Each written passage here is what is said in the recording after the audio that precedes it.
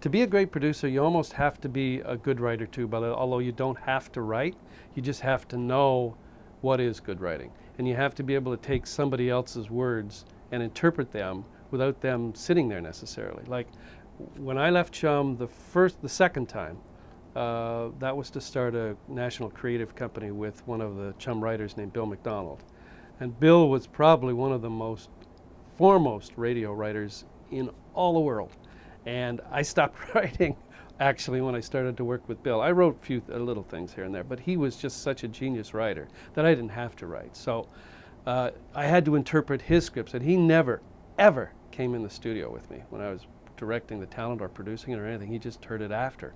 And that was the great thing. We were a team that way. I didn't sit with him while he wrote, and he didn't sit in there while I produced. So that was a big thing. But to make a good producer, you have to be able to take all of the elements. And I remember Joni Mitchell, interviewing Joni Mitchell one time, and she was talking about casting her album, like getting the musicians that she wanted to play with. It's like casting a movie.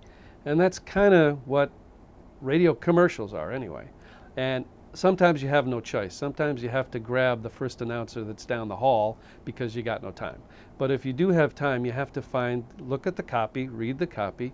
Who's the best guy in the station for this? Who could I get to do this? And we used to use, I think everybody still did that after a while, but we used to use the janitor. We used to use the mailman, the guy who worked in the mailroom, who was an older gentleman. He had a British accent. We'd use him for lines and things. We'd use the janitor, who was Polish, for various lines and things that we needed accents for. You just find anybody, and that was the beauty of those days of commercials. You could do anything.